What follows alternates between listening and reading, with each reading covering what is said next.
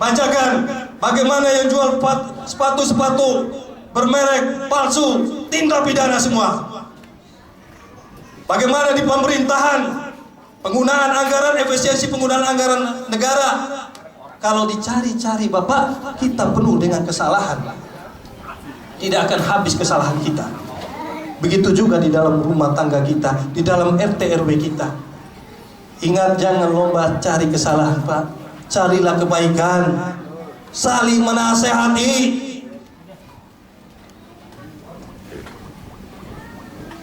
Ingat, kami pesan pada pagi hari yang sungguh cerah ini, jangan biasakan sedikit-sedikit lapor polisi, lapor kepada ulama. Insya Allah bil hikmahnya kita tambah iman. Harta kita dipukul Pak. Kalau dikatakan di dalam tindak pidana ini penganiayaan, tapi kalau kita lihat dengan iman, ada apa Allah mengirim seseorang untuk memukul kita? Berarti apa? Allah menegur kita. Lihatlah selalu dengan iman. Dan pada kesempatan ini kami kepingin membagi ajimat di dalam menghadapi kehidupan. Biasa pengacara pada umumnya ada 3 ajimat Bapak Ibu di dalam menghadapi setiap kasus, setiap permasalahan hidup. Yang pertama adalah kenalilah diri. Yang kedua adalah kenalilah lawan. Yang ketiga kenalilah medan. Dan bagi advokat dakwah seperti kita, yang keempat kenalilah iblis. Bapak Ibu, kalau ada permasalahan, kenali dulu diri kita. Siapa kita? Kenali lawan kita. Kenali medan. Kenapa kita dihadapkan seperti ini? Kenali iblis. Jangan kita buru-buru, kurang ajar nih, saya mau lapor polisi. Itu iblis. Kenali dulu kita, ada apa Allah menghadapkan kepada kita dengan permasalahan-permasalahan seperti ini. Kami biasanya terima tamu Bu, Pak. Datang tamu kita, Habib, saya punya kasus ini saya mau ditahan polisi dan sebagainya. Kami sebagai advokat dakwah ada beberapa pertanyaan yang khas kepada klien kami. Bila mana datang kepada kami, ada beberapa yang kami tanyakan. Bapak Ibu yang datang kepada kami, sebelum datang kepada kami, sudahkah datang kepada Allah secara serius? Itu pertanyaan kami. Bapak Ibu kalau punya masalah, pertama kali datanglah kepada Allah secara serius. Melalui apa? Ambil air wudhu, sholat 2 rakaat, tafakkurkan diri kita. Datang, ada apa ya Allah? Kenapa engkau mencoba? Kenapa engkau menguji dan sebagainya? Yang kedua, tanyakan diri kita, sudah sejauh mana kebaikan kita kepada Allah? Sudah sejauh mana kita buat Allah senang? Karena janjinya Allah, sebesar biji cara kebaikan pasti dibalas. Makanya Bapak Ibu, kalau ada permasalahan di dalam rumah tangga, kalau ada permasalahan tentang rezeki, tanyakan kebaikan kita kepada Allah sudah sejauh mana? Berapa persen? Jangan kita bisa cuma memvonis Allah. Coba kira-kira jujur pada hati kita, sudah berapa persen kira-kira kita kebaikan kita kepada Allah? Coba diingat, umur kita sampai detik ini sudah berapa persen kita buat Allah senang? Berapa banyak kebaikan kita? Sementara kita, ya Allah, tetangga kita sudah beli motor, sudah beli mobil, sudah beli sebagainya. Kita sama Allah aja hitung-hitungan. Betul atau tidak?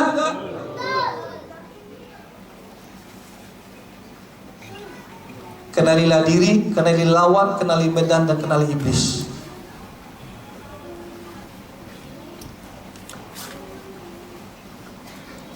Lihat Bapak Ibu, kenali diri tadi, kenali diri kita, kenali lawan, medan, iblis.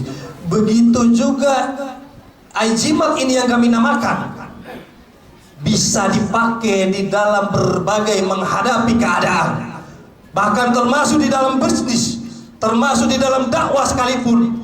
Kita belajar memakai kalimat ini, kenali diri, kenali lawan, kenali medan, kenali iblis. Termasuk di dalam berdakwah, kita harus kenali ini yang hadir pada malam hari. Jangan kita nanti berceramah, kita berdakwah, kita memberi materi yang tingkat kuliah ternyata masih SD, kira-kira bingung atau tidak?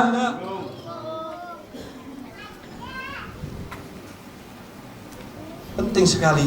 Kadang menurut kita niatnya kita baik, kenali iblis tadi, bisa-bisa kita menjadi fitnah. Betul atau tidak? Yang jelas, Bapak Ibu, mari terus hadirkan hati kita dengan sebenar-benarnya hadir. Hadirkan iman kita. Kalau kita udah hadir iman kita, sebarkan. Kita sholat yang benar, kita ibadah yang benar, kita membuat baik. Hadirkan iman terus, kita lihat langit, hadirkan iman, kita lihat televisi, kita lihat kejadian, bahkan kita lihat pembunuh, hadirkan iman. Terus hadirkan iman, hadirkan kebesaran Allah, lalu sebarkan. Bayangkan Bapak itu, kalau kita semua ada iman, tidak ada keributan kita. Indonesia bisa bersatu karena apa? Karena ada Allah. Indonesia bisa merdeka karena apa? Karena ada Allah. Kita berkumpul pada siang hari ini karena apa? Karena ada Allah. Tanpa Allah menggerakkan kita.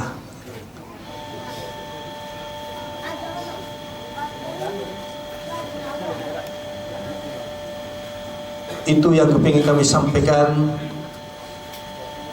Mungkin perkenalan kita bisa dilanjutkan di kemudian hari, atau tempat-tempat kami terbuka.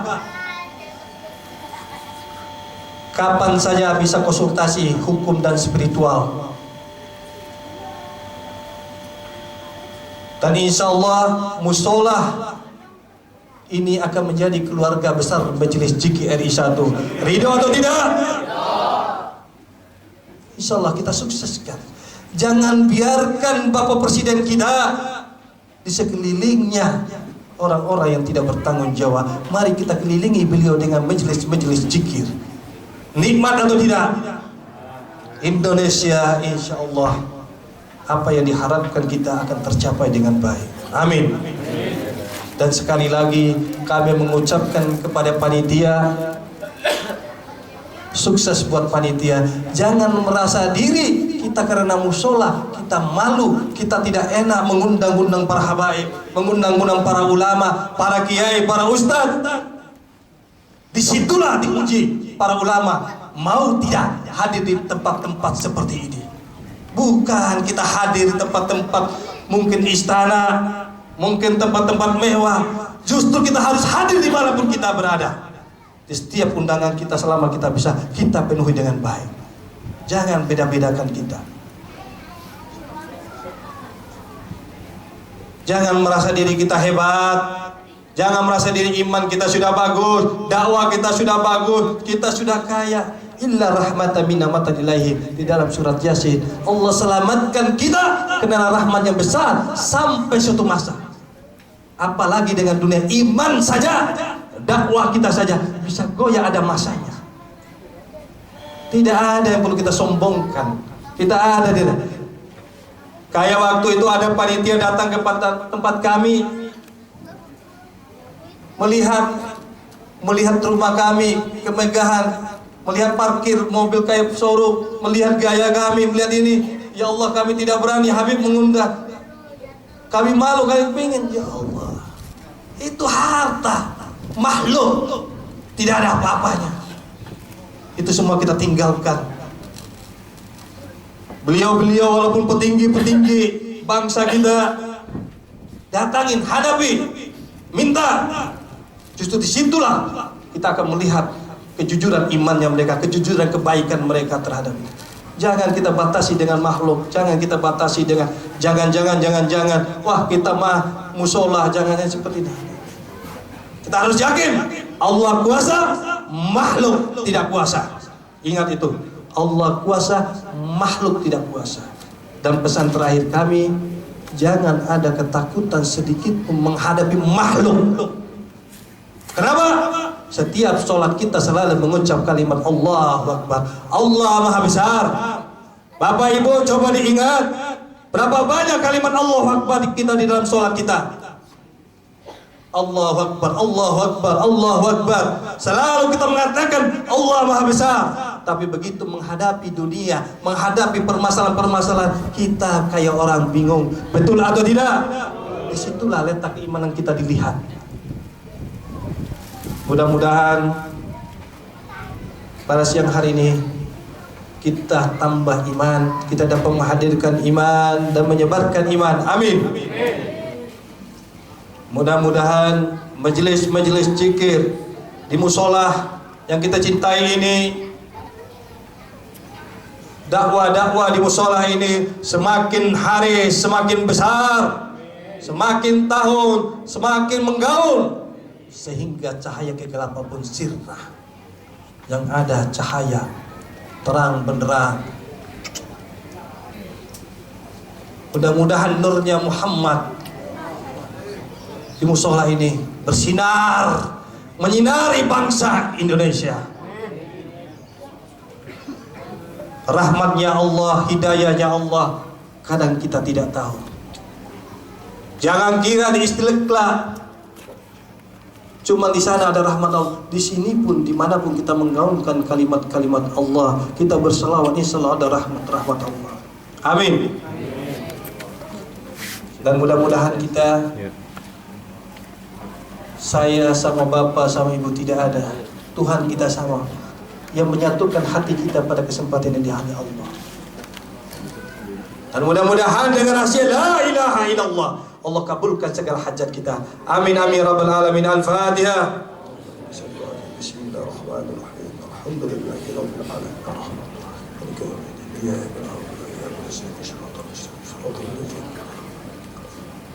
Bismillahirrahmanirrahim. Allahumma salli ala Muhammad. Allahumma salli ala Sayyidina Muhammad wa barik wa sallim. Ya Allah, ya Rasulullah. Ya Allah, ya Rasulullah. Izinkan kami mendoakan saudara-saudara kita yang hadir pada siang hari ini, ya Allah. Ampuni kami, ya Allah. Ampuni kami, ya Allah. Ampuni kami, ya Allah. Dan rahmati kami, ya Allah. Rahmati kami, ya Allah. Allahumma inni jalilu, inni faqir faghnir ya arhamar rahimin. Ya arhamar rahimin, ya arhamar rahimin.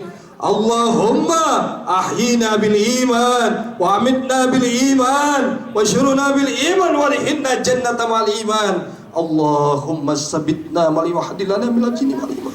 Allahumma afina min kulli bala bi rahmatika ya arhamar rahimin, ya arhamar rahimin, ya arhamar rahimin. Allahumma rabbuna rabbukum a'maluna wa lakum a'malukum la hujjatu bainana wa bainakum wa ilaika masibatu qulbaka bilallah wa tabjatu ridha kashtad hawajina. La ilaha illallah.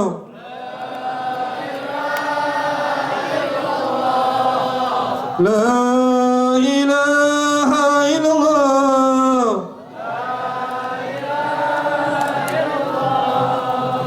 La ilaha illallah. La ilaha illallah. Muhammadur Rasulullah.